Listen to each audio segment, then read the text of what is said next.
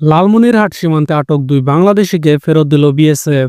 লালমনিরহাটের পাটগ্রামের ধবলসতী সীমান্ত থেকে আটক দুই বাংলাদেশি নাগরিককে পতাকা বৈঠকের মাধ্যমে বিএসএফের কাছে হস্তান্তর করেছে ভারতীয় সীমান্তরক্ষীকারী বাহিনী বিএসএফ।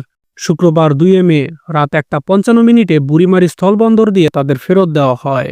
বিজিবির সূত্রে জানা গেছে, ওই দিন সন্ধ্যা 6:30টার দিকে লালমনিরহাট পাটগ্রাম উপজেলার রহমতপুর গ্রামের মোহাম্মদ মাহফুজ ইসলাম ইমন এবং বগুড়া উপজেলার মোহাম্মদ সাজেদুল ইসলাম ধবলসতী বিওপির দায়িত্বপূর্ণ এলাকা সীমান্ত মেইন পিলার 825-এর সংলগ্ন এলাকা থেকে বিএসএফ এর সদস্যরা আটক করে নিয়ে যায়। ঘটনার পর স্থানীয়রা বিষয়টি বিজিবিকে জানালে তিস্তা ব্যাটালিয়নের ধবলসতী বিওপির সদস্যরা বিএসএফ এর সঙ্গে তাৎক্ষণিক যোগাযোগ করেন। বিএসএফ জানায়, অবৈধ অনুপ্রবেশ এবং ভিডিও ধারণের অভিযোগে দুই বাংলাদেশিকে আটক করা হয়েছে। পরবর্তীতে Rangpur sector commander BGB BSF এর জলপাইগুড়ি সেক্টর কমান্ডারের সঙ্গে যোগাযোগ করলে ভারতীয় পক্ষ আটককৃতদের ফেরত দিতে সহমত জানায়। মধ্যরাতে কোম্পানি কমান্ডার পর্যায়ে পতাকা বৈঠকের মাধ্যমে দুই বাংলাদেশিকে বিজিবির কাছে হস্তান্তর করা হয়।